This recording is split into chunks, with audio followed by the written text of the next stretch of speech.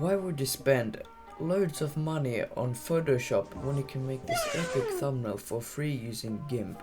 So let's go right into the step-by-step tutorial. Step 1. Download GIMP. On your favorite browser, type in gimp.org, press download, press that big juicy button. Now wait until this 200 megabytes of GIMP has downloaded. This is how the installation looks like. It can take a really long time. Step 2. Open the GIMP toolbox. Using your mouse, press edit and scroll down to preferences. When the box thingy shows up, press the toolbox thing. Make sure that the button that says use tool groups is turned off.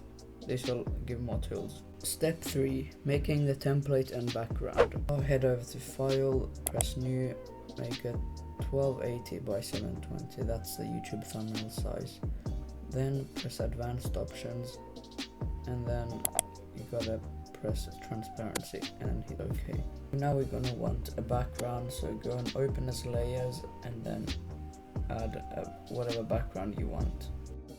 This background that I'm using is a bit too big, so I'm going to want to use the scale tool and scale it down to 1280 by 720p.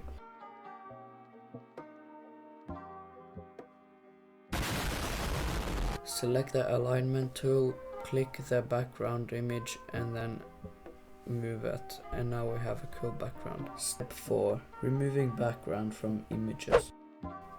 On File, select Open and then choose the image you want. I'm going to be taking this meme, which suits well with a thumbnail. So then this will load into its new window. To zoom in, hold down Control and move your mouse wheel. To move around, hold down your middle button and just move the mouse around. Now select the free select tool, which looks like a lasso. Then zoom in to where you start the cropping and click the left button. Then you can just move the mouse around and click each time you want it to make a new line. So yeah, just keep doing that until you've done the whole thing. You can also drag it by just holding down the left click and dragging it, but I'm just going to be speeding this up.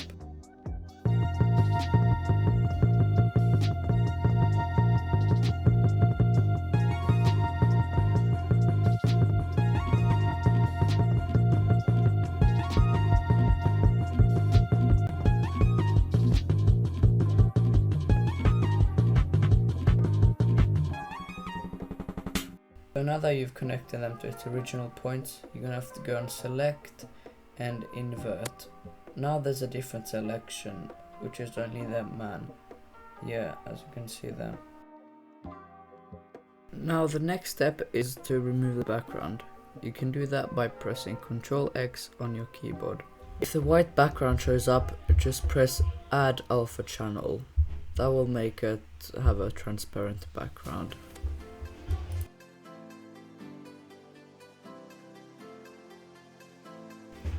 Then press select and choose none. Now we have a transparent background. Using your mouse, just drag it to your other window into that background image. And now it's pressed down. Step 5. Moving, scaling and rotating images. To scale and move things, you're gonna have to use a scale tool. That allows you to enlarge images and move them. You can move them by just dragging the center. Once you've aligned it the way you want it, then you can just hit the scale. Nice. Now we're gonna be opening an image that's already transparent, and you have to open it as layers if it's a transparent image. So I'm gonna be using this image right here and good as a transparent background. So yeah, I already told you how to use a scale tool, so I'm going to show you. So I'm going to be using another transparent image. I have to open as layers, and it's taking long to find it. Okay, I found it. Oh no, it's not transparent.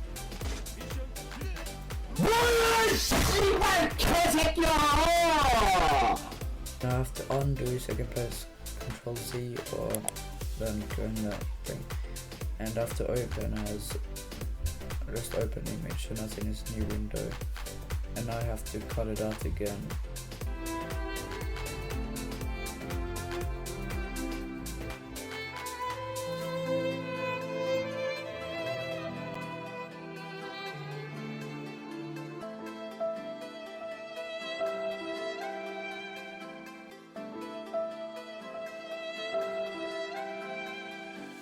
Drag time. Okay, finally. Now I got it there. I'll just fast forward the scaling part. This is like a layer, so whatever's at the top is like shows first. Rotating time. To rotate, just click the rotate tool and then you can press the edge and drag it to rotate it. That middle thing, I think it just like moves it around. You can adjust it and then hit rotate and you're done. And I'm just going to be scaling and rotating the other image, and if you didn't get it, just go back because this is a bit fast. Step 6, adding text. To add text, just click, oh wait, I added a few things, okay. To add text, oh wait no, that's the display tab, so that shows the text. So first you're going to press text, and then you can search the font. I'm going to be using Minecraft Medium. Down a link in description. So then you click on that screen, and then you can type in, and then you can use the rectangle outlines to move the text, and then to highlight it you just drag it, and then it's yellow, and then you can do whatever, like change the size, font, anything, and the color. And once that's done, then it should look quite nice. I'm going to be adding a bit more text later on, so I'm going to be using Comica Axes, and the download link will be in the description. And this is actually quite a good thumbnail font in my opinion. So I'm just speeding it up because it's the same process as last time. If you didn't get it, if it's too fast, just go back maybe 30 seconds and you'll maybe get it. Now my third font is called Mont, and you can download that with a link in the description. And I'm just speeding it up like last time. So yeah, now it's done. Step 7, adding gradients. You gotta right click whatever you're gonna be using and alpha to selection. Then click the gradient tool and choose whatever gradient you want. I'm gonna be using yellow orange because it looks nice. And then you click on that thing and then you drag it, and then you can adjust the strength.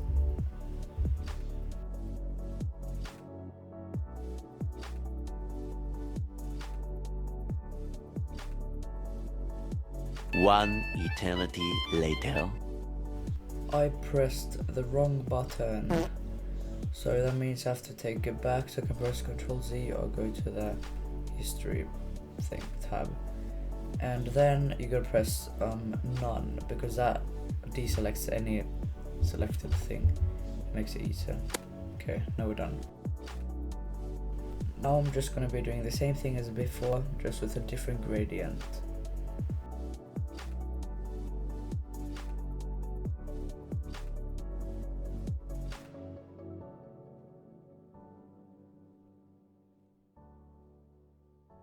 Step 8, adding borders to text. For whatever you're using, press alpha to selection. Then on select, press grow, and 5 between 10 is quite good. Then you have to create a new layer, which is in the bottom right corner. And these things mean it's a foreground and background color. So you're going to want to fill either one of them, and now it's like black. So you gotta drag it down, and now we have it. And then select none. Nice. And now we're gonna add borders to more text. You're gonna want a white background color, and then same thing as before. You just grow it, I'm going to change the size because it's a bit smaller. Add a new layer, leave it to default, and then you just fill up with the color, and then you just swipe it down. Okay, there's 2 done, 1 more to go. Now the last one, same thing as before, smaller edge, speeding it up, and now we're done.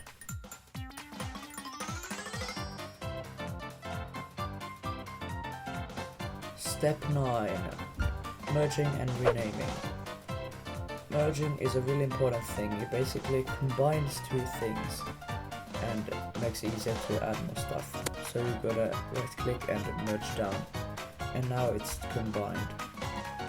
And to rename, just double click and name it whatever you want. For me, it's easy to rename because then everything's clean and organized, and who doesn't want clean and organized things? So now we merge everything together, the text and the thumbnail, and then we rename them, and it makes it a lot better. The same thing as usual, just merge down and rename.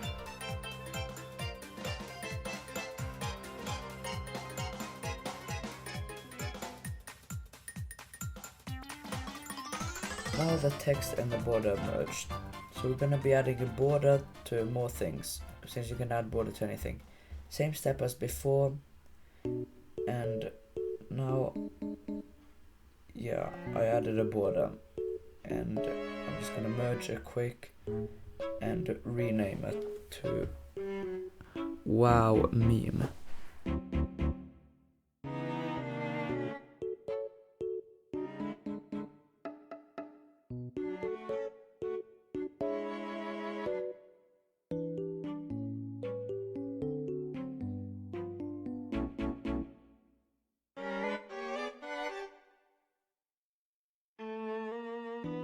Step 10. Adding shadows.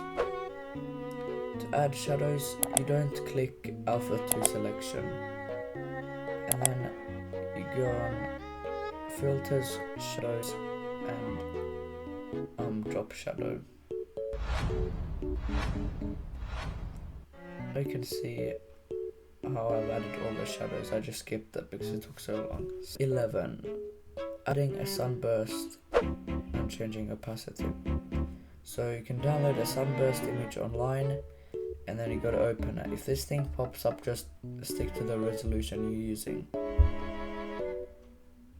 Then you gotta go on mode and press soft light. And now we can change the opacity by just dragging the scale. Once the opacity is done, you have to, you can move the center using scale tool. I think it looks nice having the center there where the money and stuff is. But then I gotta enlarge it to just drag the corners and make it bigger. And then you just repeat the steps to make it perfect.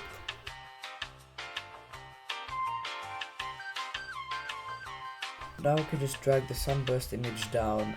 As you can see, it goes behind the other things, and we want it on the bottom because then it looks the best.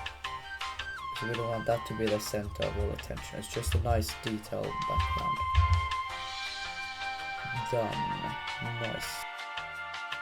Once you merge your items, you can just add as many borders as you want. So just adding some finishing touches, making it nicer. This is all optional, and I'm just speeding it up. And I'm just testing as I go. We'll see how it goes.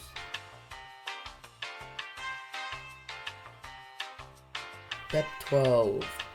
Hue, contrast, blur, and saturation. Okay, so saturation can be found in the color section. So basically, the more saturation you have, the more color it gives, and the less it gives. And the blur can be found in the blur section, and sometimes a bit of blur can help. So depending on your image and what you want, you can have blurs. Usually for backgrounds, it's nice to have maybe a 3 blur. And now you know how to apply filters and color changes, so you can just experiment with different things like blurs, colors, and filters, and see how it looks like. and color related things are found in the color section, and different kind of filters like blurs are found in the filter section. So just experiment and play around, and maybe you'll find a good way to get it.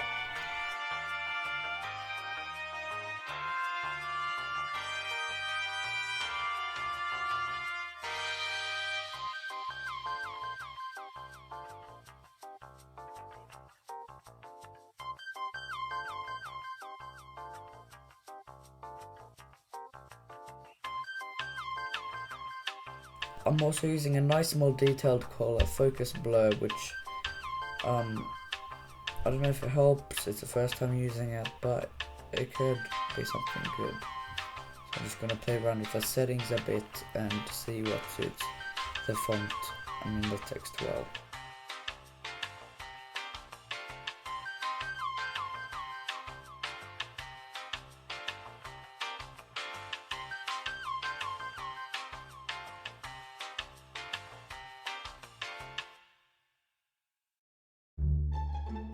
This is what my thumbnail looks like after a few more experimentations.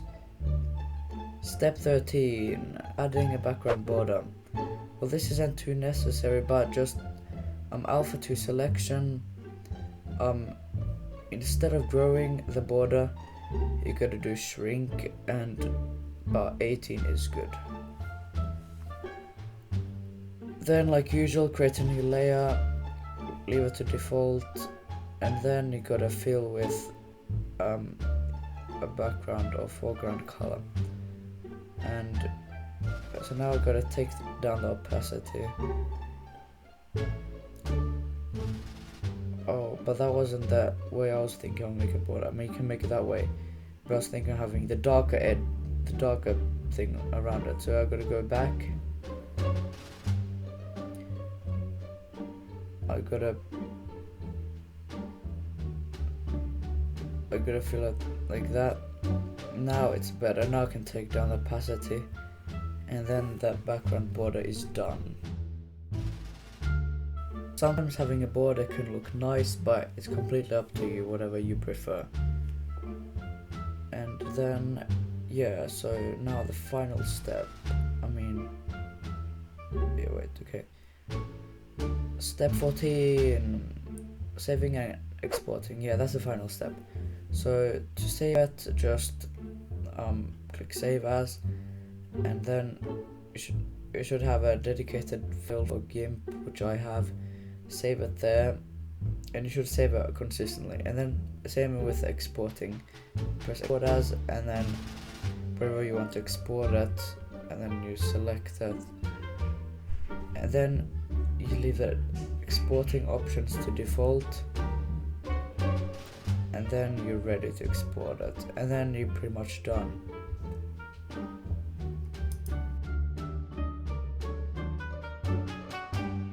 Done! So replay anything you didn't quite get, comment below if you want an editing tutorial, and subscribe for more content.